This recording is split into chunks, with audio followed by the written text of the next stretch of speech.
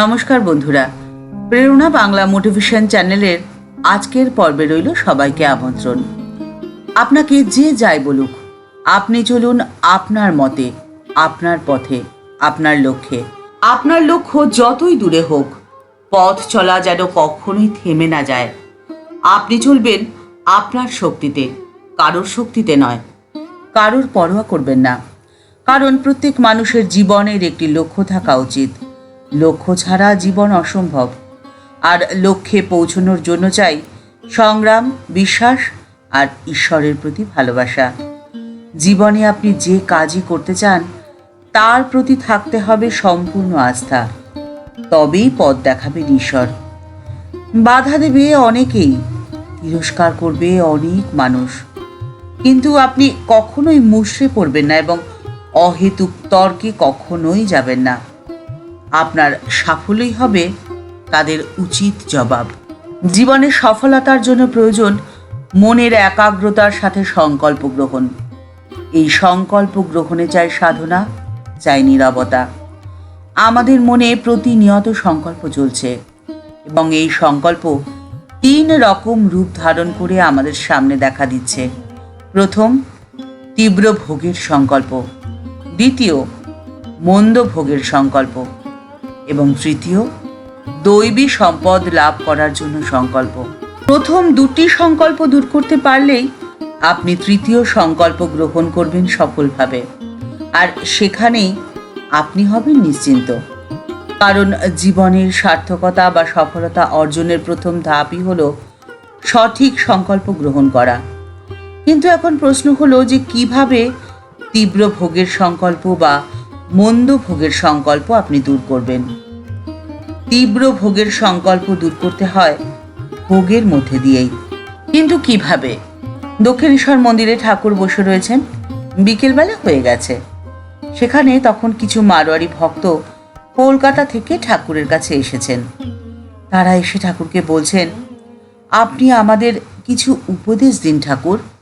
ঠাকুর তখন তাদের বলছেন যে তোমরা তো ব্যবসা করো, তোমরা জানো তো যে ক্রমে ক্রমে উন্নতি করতে হয়। যেমন কেউ আগে রেডির কল করে, তারপরে তার টাকা হলে সে কাপড়ের দোকান দেয়। তবে কি জানো, সময় না হলে কিছুই হয় না। কারুর কারুর ভোগকর্ম অনেক বাকি থাকে, তাই জন্যই তার দেরিতে হয়। ঠিক যেমন গায়ে যদি ফোড়া ওঠে, তবে তা কাঁচা অবস্থায় কাটাকাটি করলে হিতে হয় বিপরীত।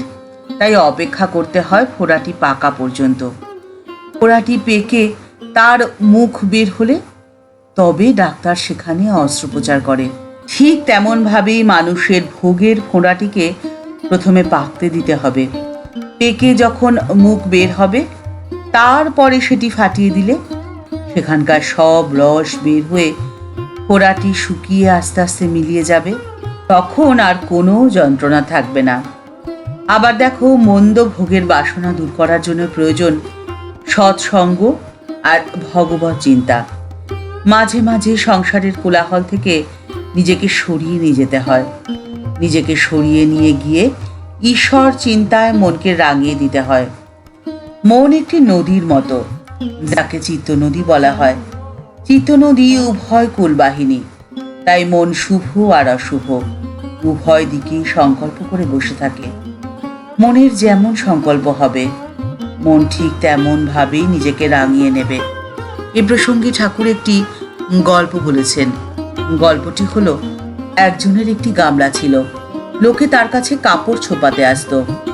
গামলায় রং গোলা আছে, যার যে রং দরকার ওই গামলাতে কাপড় ডোবালেই সেই রং হয়ে যায়। তাই দেখে একজন রংওয়ালাকে বলছে, তুমি যে রঙে রেঙেছ সেই রঙই এখন আমায় দাও দেখি।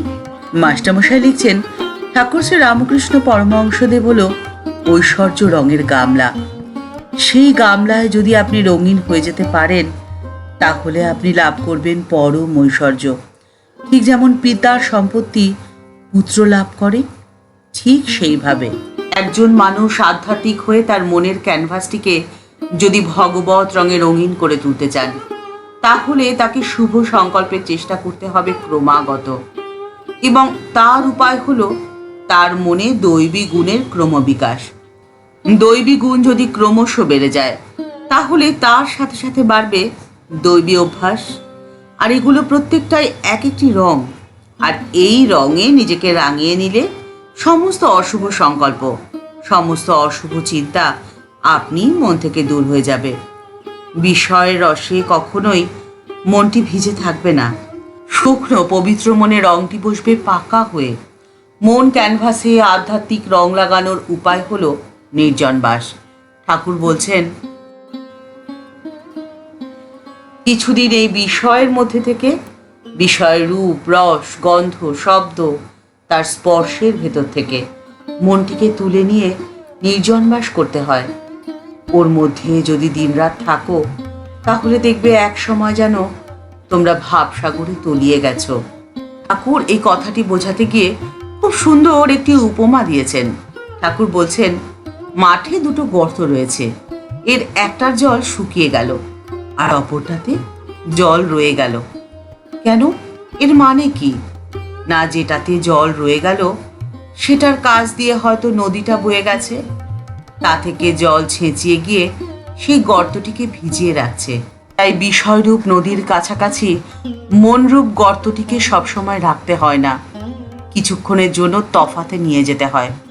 তবেই তো তা শুকিয়ে নির্মল হয়ে যাবে। আর নির্মল মনে ভগবান দর্শন খুব সহজেই হবে। আর এর মধ্যে দিয়ে আপনার জীবনের লক্ষ্য পূরণ হবে খুব সহজেই। আপনি লাভ করবেন পরম ঐশ্বর্য। এই ঐশ্বর্য হলো জ্ঞান, ভক্তি, বিবেক, বৈরাগ্য, শান্তি, সুখ, প্রেম আর সমাধি। ঠাকুরমা ও স্বামীজির চরণে প্রণাম জানিয়ে আজকের পর্ব এই পর্যন্তই। দেখা হচ্ছে পরের পর্বে। ভিডিওটি যদি ভালো লেগে থাকে তাহলে তা শেয়ার করার অনুরোধ করছি। আর আমাদের চ্যানেলটিকে ভালোবেসে যারা আমাদের পরিবারের সদস্য হয়ে গেছেন, তাদের জানাই অসংখ্য ধন্যবাদ, প্রণাম ও ভালোবাসা। আর যারা এখনো আমাদের চ্যানেলটি সাবস্ক্রাইব করেনি, তাদের কাছে বিনীত অনুরোধ রইল এই চ্যানেলটি সাবস্ক্রাইব করে বেল বাটনটা ক্লিক করে দিয়ে অল বাটনটিতে ক্লিক করে দেওয়ার জন্যে। তাহলে এই চ্যানেলে ভিডিও আপলোড হওয়ার সাথে সাথেই আপনার কাছে নোটিফিকেশন চলে যাবে। সবাই ভালো থাকবেন, সুস্থ থাকবেন। নমস্কার।